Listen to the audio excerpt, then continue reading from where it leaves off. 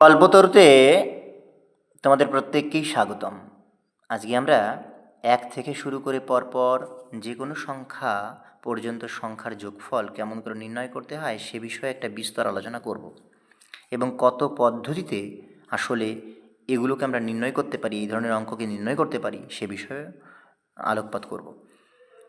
দেখো, একটা আমরা ছোট্ট সংখ্যার সারি নিয়েছি, কেমন, বা সংখ্যা মালা নিয়েছি, যেমন ধরো 1 থেকে 10 পর্যন্ত। তাহলে এই 1 থেকে 10 পর্যন্ত পর এই সংখ্যা মালার আসলে যোগফল কত, সেটা দেখো আমরা প্রথমে খুব সাধারণ নিয়মে করলাম, অর্থাৎ ছোট্ট বাচ্চারা যেমন কর গুণে বা আঙুল গুণে করে না, সেইভাবে আমরা কিন্তু করলাম, পরপর বসিয়ে যোগ করে পেলাম সাধারণ নিয়ম। এই সাধারণ নিয়মে আমরা কিন্তু সমস্ত অঙ্কগুলোকে করতে পারবো না, অসুবিধা হবে। তার কারণ হচ্ছে, আমি তোমাকে যদি এক্ষুনি বলি যে 1 থেকে 100, 1 থেকে 1000, 1 থেকে 10,000 পর্যন্ত পরপর সংখ্যার যোগফল আসলে কি, তাহলে তুমি কিন্তু সেটাকে বের করতে পারবে না, কারণ অনেক বড় একটা সংখ্যামালা 1 থেকে 10,000। তো সেই সংখ্যাগুলোকে পরপর বসিয়ে যোগ করা কিন্তু অ্যাকচুয়ালি সম্ভব নয়। তাহলে আমরা নিয়ম যদি 2-এর দিকে দেখি, তাহলে n*n+1/2 বহুল পরিচিত, আমি জানি তোমরা এই সূত্রটাকে অ্যাপ্লাই করে সাধারণত এই অঙ্কগুলোকে করে থাকো। এখানে n মানে হচ্ছে শেষতম সংখ্যা, তাহলে তোমাদের বুঝতে বাকি নেই যে কীভাবে এই অঙ্কটা করতে হবে। হ্যাঁ, আচ্ছা, এবারে প্রশ্ন হচ্ছে, স্যার এগুলো তো আমরা জানি, তাহলে আবার কেন? দেখো, আমি যে উদ্দেশ্যে এই ভিডিওটা করেছি সেটা হচ্ছে, আমি বলছি এই যে সূত্রটা আমরা অ্যাপ্লাই করলাম, n*n+1/2, এই বহুল পরিচিত সূত্রটা আমরা যে ব্যবহার করছি, আসলে এটা কোত্থেকে এলো, এর আসল কনসেপ্ট কোথায়, কোন কনসেপ্টের উপর বেস করে এটা ড্রাইভড হয়ে এই সূত্রে পরিণত হয়েছে, সেই বিষয়ে আসলে আমি একটু আলোচনা করতে চাইছি। এসো একটু ভালোভাবে বুঝি বিষয়টা। আমি ঠিক আগের সংখ্যামালাটাকেও এখানে ব্যবহার করেছি। দেখো, 1 থেকে পরপর 10 পর্যন্ত সংখ্যাকে বসানো রয়েছে। আমি যদি তোমাদেরকে বলি এখানে 10টা সংখ্যা রয়েছে, আমরা যদি দুটো সংখ্যা করে নিয়ে একটা জোড়া বানাই, অর্থাৎ দুটি সংখ্যার সহযোগে একটি জোড়া, তাহলে এখানে কতগুলো জোড়া হতে পারে? তোমরা নির্দ্বিধায় বলবে যে স্যার এখানে 5টা জোড়া আমরা পেতে পারি। বেশ ভালো কথা, এবং দেখো আমি 5টা জোড়া তৈরি করেছি। প্রথম সংখ্যার সঙ্গে শেষ সংখ্যা, দ্বিতীয় সংখ্যার সঙ্গে শেষের দিকে দ্বিতীয় সংখ্যা, এইভাবে পরপর এই একই সিকোয়েন্সে দেখো আমি 5টা জোড়া তৈরি করেছি, এবং আশ্চর্যজনকভাবে এই জোড়াগুলোর মান সবই একই এসছে, অর্থাৎ 11 করে এসছে। এবারে দেখো, আমি জোড়া পেলাম 5টা, আর প্রত্যেকটা জোড়ার মান পেলাম 11 করে। তাহলে অতি সহজে আমি বলতে পারি একটি জোড়ার মান যদি 11 হয়, 5টা জোড়ার মান 55, তাই না? আগেও কিন্তু আমরা দেখো n*n+1/2তেও 55ই আমাদের রেজাল্ট এসেছিল, অথবা যখন করগুণে আমরা 1 থেকে 10 পর্যন্ত সংখ্যার যোগফল নির্ণয় করছিলাম সেখানেও কিন্তু 55ই এসেছিল, কেমন? আমরা এখানেও 55ই পেলাম। তবে একটা প্রশ্ন থেকে যায়, কেমন, যে স্যার 1 থেকে যে 10 পর্যন্ত যে সংখ্যা তার আপনি যে জোড়া তৈরি করলেন, কেন এভাবে করলেন? একদম প্রথমটা শেষেরটা, তারপরে প্রথম দিক থেকে দ্বিতীয় এবং শেষ দিক থেকে দ্বিতীয়, এইভাবে পরপর নিয়ে কেন করলেন? কেন আমরা যদি 1 আর 2, 3 আর 4, 5 আর 6, 7 আর 8, 9 আর 10 এভাবে জোড়া নিতাম, এই জোড়ার মান কি 55 আসতো না? একদম আসতো। কেন আসতো না? আলবাত আসতো। কিন্তু প্রশ্ন হচ্ছে, ওই 5টা জোড়া তুমি যে পদ্ধতিতে বলছো, সেই পদ্ধতিতে 5টা জোড়ার মান 5 রকম হতো, এবং আমাদেরকে কি করতে হতো, আলাদা আলাদা, যেহেতু আলাদা আলাদা মান, আমাদেরকে কিন্তু সে বসে প্রত্যেকটা মানকে বসিয়ে বসিয়ে বাচ্চাদের মতো যোগ করেই কিন্তু মান নির্ণয় করতে হতো। এরকম টুক করে আমরা 5 × 11 55 করতে পারতাম না। তাহলে স্যার এই যখন আমরা অন্যান্য বড় সংখ্যার যোগ করব, সেক্ষেত্রেও কি আমরা এরকম জোড়গুলো তৈরি করলে একই রকম পাবো? তুমি যে কোনো সংখ্যা তুলে দেখো, তুমি যদি দেখো 1 থেকে 20 পর্যন্ত একটা সংখ্যা নাও, কি হবে? প্রথম সংখ্যা শেষ সংখ্যা, তাহলে প্রথম সংখ্যা 1, শেষ সংখ্যা 20, 21 হলো। দ্বিতীয় সংখ্যা 2, শেষের দিকে দ্বিতীয় সংখ্যা 19, 19 আর 2 21, দেখেছো? এরকমভাবে যে কোনো সংখ্যামালা পরপর 1 থেকে শুরু করে তুমি যে কোনো পর্যন্ত সংখ্যামালা নিলে তোমার কিন্তু প্রথম সংখ্যা আর শেষ সংখ্যা কিন্তু এবং এভাবে সিকোয়েন্সলি এগোলে তুমি একই মান পাবে। দেখো এখানে কোনো রকেট সায়েন্স নেই। তুমি যদি এই সংখ্যামালার দিকে তাকাও তুমি দেখতে পাবে 1 থেকে 2 এক বেশি, 2 থেকে 3 এক বেশি, 3 থেকে 4 এক বেশি, 4 থেকে 5 এক বেশি, অর্থাৎ এককে যোগ করে করে আমরা সামনের দিকে এগিয়ে চলেছি, কেমন? এবং সেই একইভাবে আমি যদি শেষ সংখ্যা এবং প্রথম সংখ্যাকে যোগ করি, যেটা পাবো, যেহেতু এদের ডিফারেন্স এক, মানে ডিফারেন্সটা সমান, এবং তার আগের সংখ্যাটা আর এদিক থেকে তার পরের সংখ্যাটা যোগ করি, একই আসবে। বোঝা গেল? দেখো প্রমাণস্বরূপ আমি যদি বলি যে 1 থেকে 20 পর্যন্ত পরপর সংখ্যার যোগফল কত হবে, কেমন? তাহলে তুমি বলবে স্যার তাহলে কি করব? 1 থেকে 20 পর্যন্ত হচ্ছে 10টা জোড়া হচ্ছে, খুব ভালো কথা। 10 তুমি টুকে নাও, লিখে নাও। এইবারে আমরা যে 10টা জোড়া তৈরি করব, কিভাবে করব? না, প্রথমে প্রথম সংখ্যাটা এবং শেষ সংখ্যাটা নেব। কত হলো? প্রথম আর শেষ সংখ্যা যোগ করলে 1 যোগ 20, 21 হলো।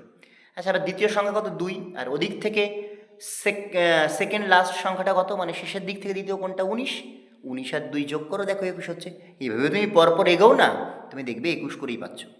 তাহলে এটা পরিষ্কার হলো। এভাবে আমরা সহজে এই অঙ্কটাকে কিন্তু করতে পারি।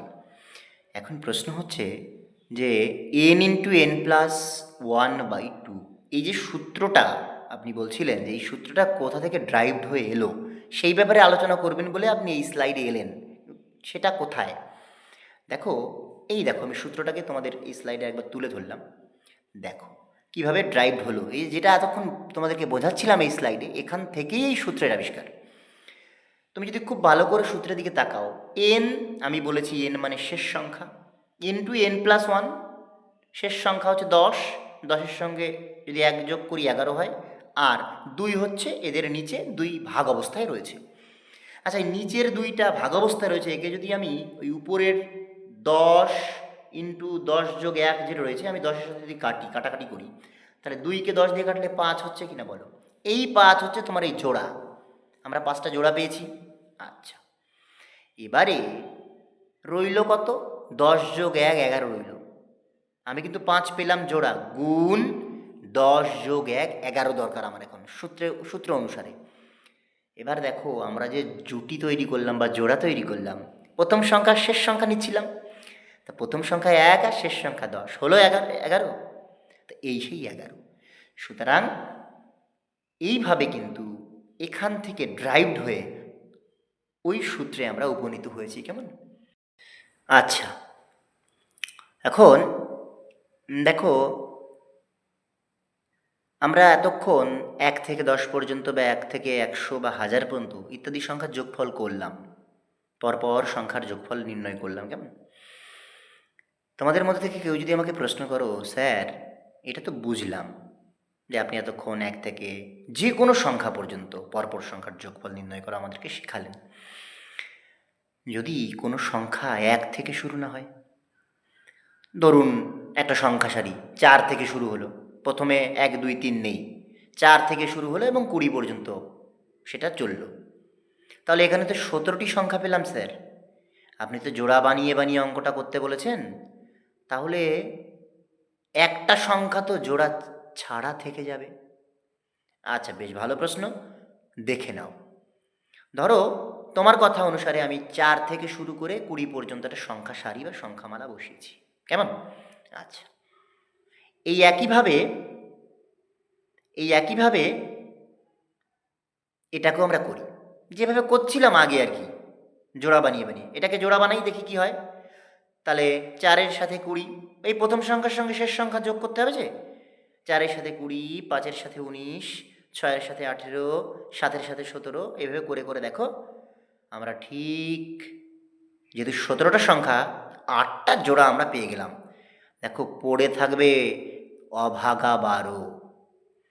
12 সংখ্যাটা কিন্তু পড়ে রইবে, তার কিন্তু কোনো জুটি আমরা পাবো না, তাই না? ওই অভাগা 12 আমি লিখে দিয়েছি। এবার তাহলে অভাগা 12কে বাদ দাও, যে অভাগা তাকে বাদ দিয়ে রাখো, অভাগাকে সবাই বাদ দিয়েই রাখে। তাহলে 8টা যে জুটি পেলাম বা জোড়া পেলাম, ভাই এক একটা জোড়ার কি মান পেলাম? তোমরা বলবে 24 পেলাম, 24 করে পেলাম। তাহলে 8টা তুমি জোড়া পেলে, এক একটা জোড়ার মান 24, দাও গুণ করে, গুণ করলে 192 পেলে। এবার 192 পেলে তুমি, আর অভাগাকে কেন বাইরে সরিয়ে রাখছো? অভাগাকেও যোগ করে দাও। দেখো অভাগাকে যোগ করে দাও, তুমি পেয়ে গেলে 204। তাহলে তোমার 4 থেকে 20 পর্যন্ত পরপর সংখ্যার যোগফল আসলে 204। আমি কি বোঝাতে পারলাম? দেখো অঙ্কটা একই রকম, এখানে একজন অভাগা থাকবে, অভাগাটাকে যোগ করে দিতে হবে। কেমন? আমি কি বোঝাতে পারলাম? আশা রাখছি বোঝাতে পারলাম। এবারে পরবর্তী স্লাইডে তোমরা দেখতে পাচ্ছ আমি এই মাঝখান থেকে শুরু হওয়া, যেমন 4 থেকে 20 পর্যন্ত যে সংখ্যা সারির কথা তোমরা বলছিলে, আমি সেই সংখ্যা সারিটাকে এবারেও রেখেছি এবং সেই অঙ্কটাই করব, কিন্তু একটু অন্য পদ্ধতিতে। এবং এটা কিন্তু খুব সর্বজন গ্রাহ্য একটা পদ্ধতি। কেমন? এটা খুব যখন বড় সংখ্যার সংখ্যামালা থাকবে না, মানে মাঝখান থেকে যেমন তোমাকে দিয়ে দিল 104 থেকে শুরু করে ধরো 10,050 পর্যন্ত কোনো সংখ্যার আসলে যোগফল কত হবে, সেই ক্ষেত্রে কিন্তু তোমরা কিন্তু এই অঙ্কগুলো অ্যাপ্লাই করবে এবং এই এই পদ্ধতিতেই ওই অঙ্কগুলো অতি সহজে নির্ণয় করা সম্ভব। কেমন? দেখে নাও। দেখো আমি 4 থেকে 20 পর্যন্ত যে সংখ্যামালা রয়েছে এখানে, সেই সংখ্যামালার ওটাকে ভুলে যাবো আপাতত, আমি প্রথম থেকেই নেব, যেমন 1 থেকে 20 পর্যন্ত নেব। কেমন?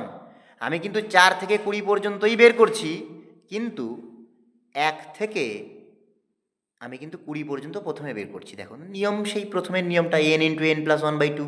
আমরা জানি n মানে শেষতম মানটা, শেষতম সংখ্যাটা। শেষতম সংখ্যা কত? 20।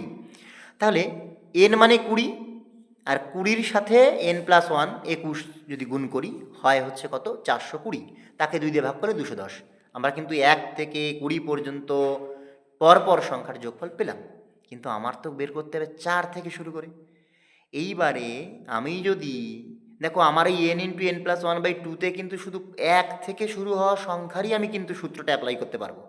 তাহলে আমার যদি বুদ্ধি করে আমি 1 থেকে 3 পর্যন্ত এই সংখ্যাটাকে বের করি, দেখো আমি 1 থেকে 20 বের করে রাখলাম আগে, এবার 1 থেকে 3 বের করবো। 1 থেকে 3 বের করা সহজ, আমরা জানি এই 3টে সংখ্যার শেষতম সংখ্যা 3, তাই না?